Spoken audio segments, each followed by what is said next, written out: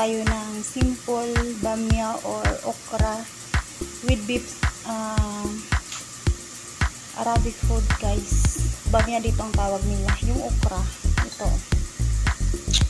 Yan. Saka beef yan. Yan ang lulutuin natin ngayong araw na to. Yung lalagay ko na oil guys, olive oil siya. Ayan. Yan. Tapos, medyo papulahin na lang muna natin yung ating sibuyas. Tapos, ilalagay natin yung beef natin. Tapos, medyo palambutin natin. Ayan.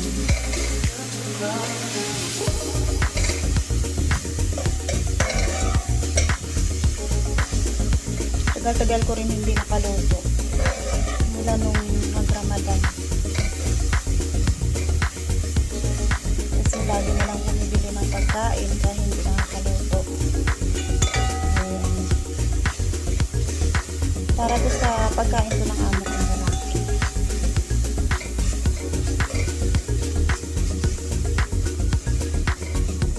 Yung ilalagay ko dito guys na seasoning, lang, black pepper lang at saka magic. Kasi ayaw ng amo ko ng lalaki na maraming seasoning ba. Kayo na lang guys ang kung ano yung mga recipe nyo guys. Kasi syempre sa kanya-kanya tayong recipe at saka kanya-kanya tayong gusto ng mga amo natin. Kaya ito yung sa akin, simple lang. Yan lang siya. Tapos ilalagay na natin yung ating beef.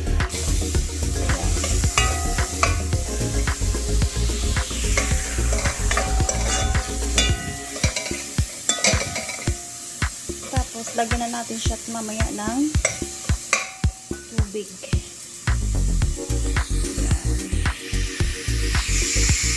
Ilalagay natin yung ating magic. Kalahati lang. Tapos yung black pepper. Yan lang siya.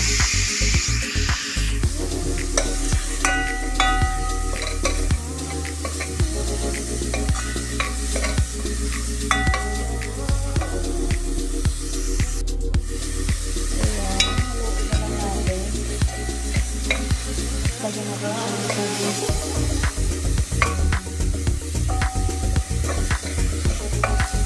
Lagyan na natin siya ng tubig guys. Tapos, antayin natin siyang lumambot.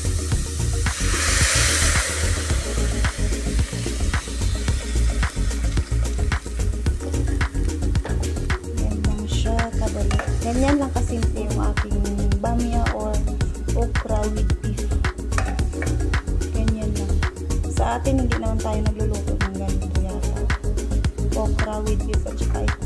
Yung okra guys, hiwalay ko siyang lutuin mamaya sa olive oil. Tapos, mamaya, pag naglambot yung beef, saka ko siya ipagsama-sama. Papakita ko na lang sa inyo guys mamaya. Ngayon guys, lutuin na natin yung ating okra. Olive oil pa rin yung nilalagay ko.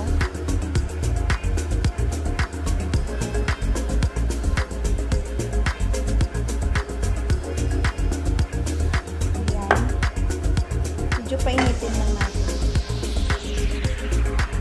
Marami din guys, iba-iba yung luto din ng kasi ng bamya dito. Yung tomato sauce din ang yung nilalagay. Pero yung amo ko, ayaw niya ng tomato sauce. Ganito na lang siya. Simple lang siya. Ayan. Lulutuin ko lang siya dito. Para yan. Tapos mamaya, ipaghalo ko sa dyan. Pag malambot na yung beef natin. Lagyan ko lang siya ng black pepper.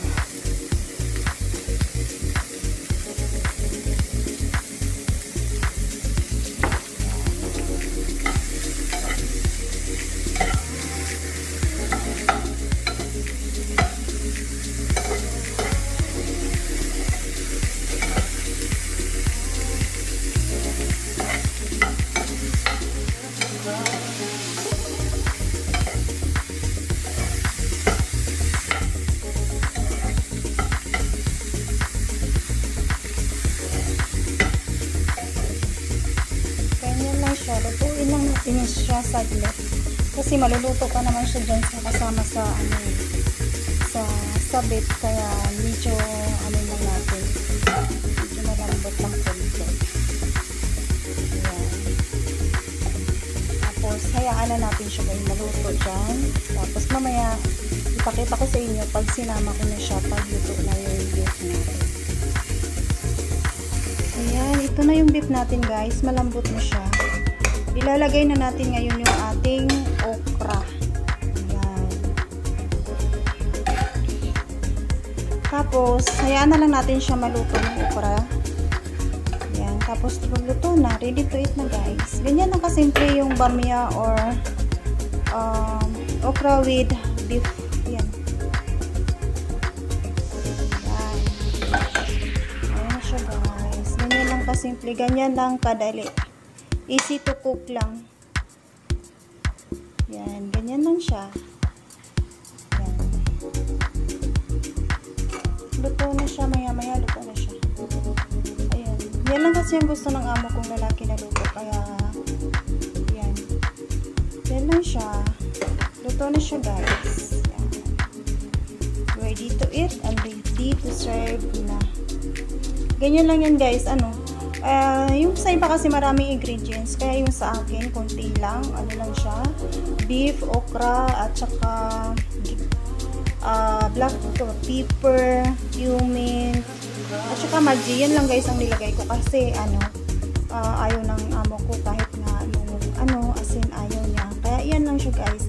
Kaya kanya-kanya din tayong recipe kung paano natin pa sasarapin yung ating luto. Kaya ito, ready to eat na siya. Yan guys.